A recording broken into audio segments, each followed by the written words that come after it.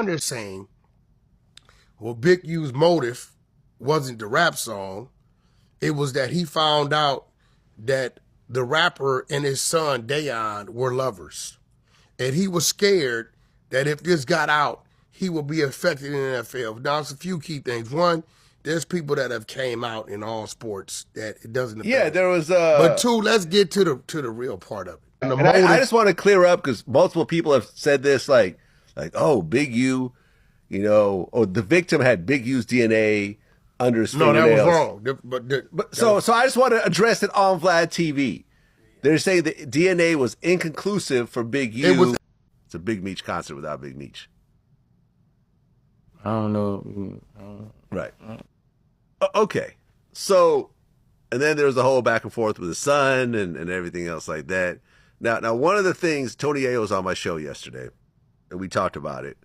He said that Lil Meech made like $4 million off doing BMF. But if you look at the text message, he was basically saying like, yo, fuck Rick Ross, but, you know, he gave my dad some money and, you know, he needed it until I get my next check from BMF, you know, from the BMF TV series from the next season. 50's like, what next season? But what Tony was saying was that Lil Meech had essentially spent all his money that he had made this whole time. There's a bunch of friction over there. One of the things that 50 said, which was interesting, though, when they were going, you know, when he had the back and forth, was he said that Meech had a 6 p.m. curfew and he wasn't even going to be able to go to the concert. Did you know about that? Nah. Okay. That was a little weird. It's a Big Meech concert without Big Meech. When you were seeing this whole back and forth, what did you think?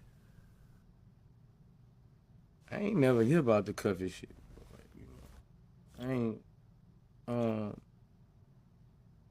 I couldn't go on them because they arguing. You know, I couldn't go on, you know, once I gave somebody my word, you know, he ain't got no seal paperwork. I mean, I just couldn't bag out on dude. You know? 50 started accusing Big Meech of being a rat, essentially. And you and I talked about this in previous interviews. There was the allegations of third party cooperating with this guy named Cuffy, who was a kingpin, I believe, from Detroit. When you were seeing this whole back and forth, what did you think? I ain't never hear about the Cuffy shit. I ain't. Everybody in the industry broke. They live off borrowed money. If Baby got $8 million, his disco account say $8 million negative, and he got to pay that back at a 70%, 100% recoup rate. That mean Baby not making money.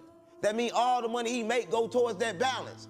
And with a 100% recoup rate, you never recoup. Nobody in the industry ever recouped. Fine, listen, no artist, I'm gonna play a game. Find one artist that recoup the budget. Find one. You can't find one. If they recoup, they give you money again to make sure you don't recoup that time. They keep giving you more rope to hang yourself. That's not playing with me.